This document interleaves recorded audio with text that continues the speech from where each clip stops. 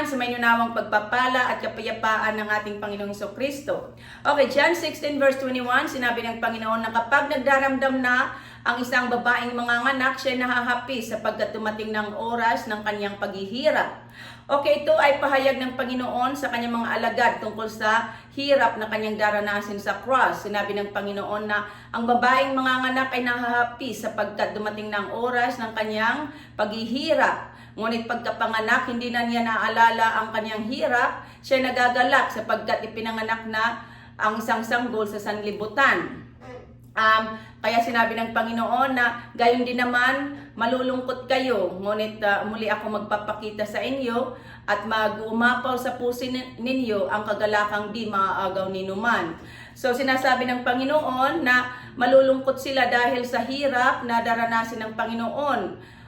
Ipinahahayag dito ng Panginoon na mamamatay sa sakros, ngunit makikipagkita siya ulit sa kanyang mga alagad.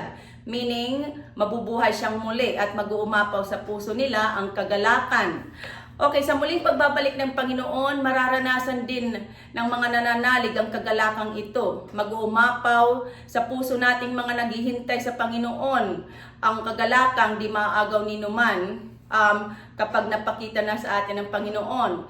Ngunit magdaranas muna tayo ng matinding sakit or great pain at hirap gaya ng babaeng manganganak bago dumating ang Panginoon. Sa Matthew chapter 24, nasusulat doon ang mga kahirapan at pag-uusig na darating.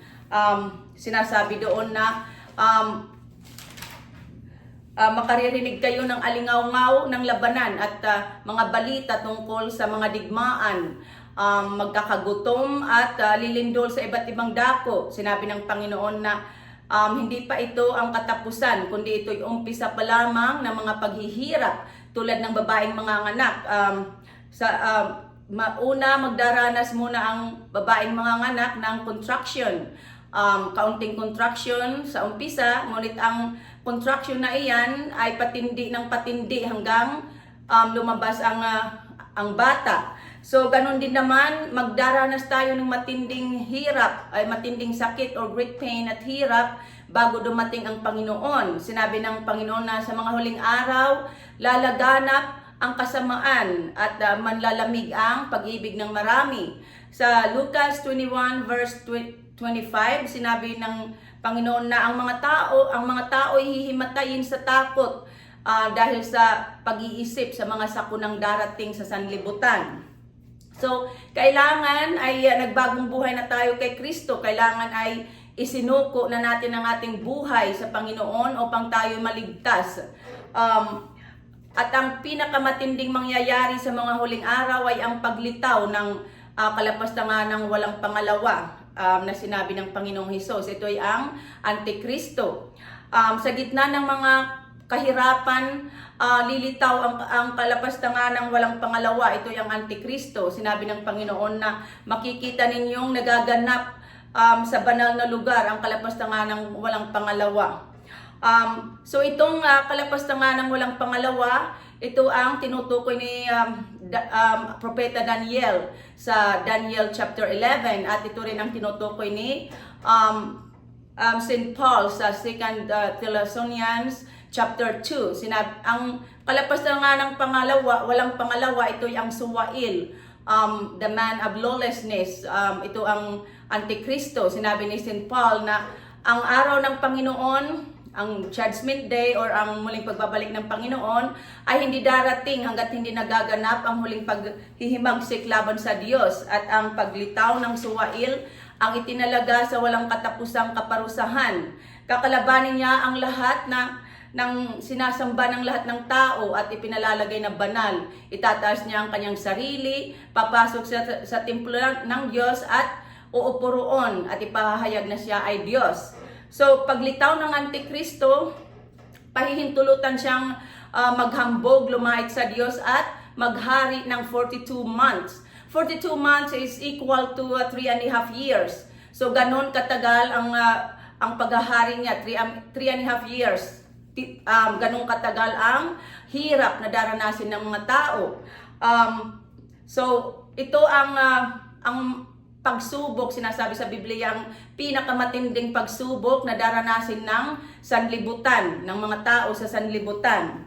Sinasabi sa Revelations 13 verse 16 to 17 na at sa pilitang pinatatakan ng halimaw ng Antikristo ang sa kanang kamay o noo ang lahat ng tao, dakila at aba, mayaman at mahirap, alipin at malaya, at walang maaaring magbili o bumili.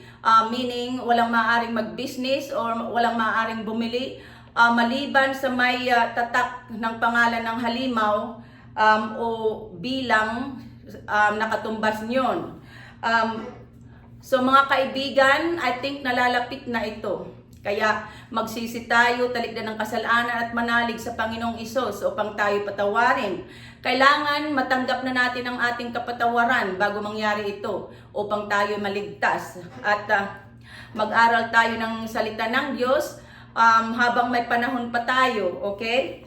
At sundin natin ang sinasabi sa Biblia na magbantay tayo at laging maging handa dahil hindi natin alam kung anong araw darating ang Panginoon. Huwag tayong maglalasing, panatilihin nating malinaw ang ating isip upang tayo makapanalangin.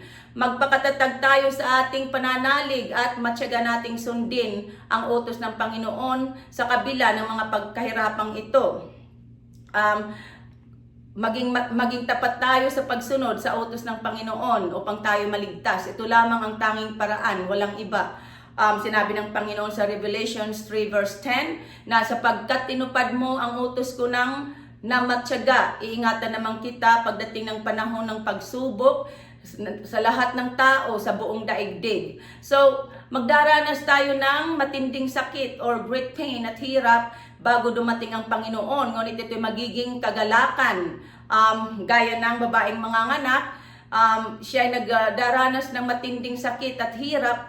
Ngunit pagkapanganak ay hindi na niya naaalala ang kanyang hirap, siya nagagalak. Gayon din naman, pag nakita na natin ang Panginoon, ang ating kaligtasan na nasa alapaap, dumarating na may dakilang kapangyarihan at malaking karangalan. Ang lahat ng kahirapang ito ay hindi na natin maaalaala, kundi mag-uumapaw sa puso natin ang kagalakang di maaagaw ni numan.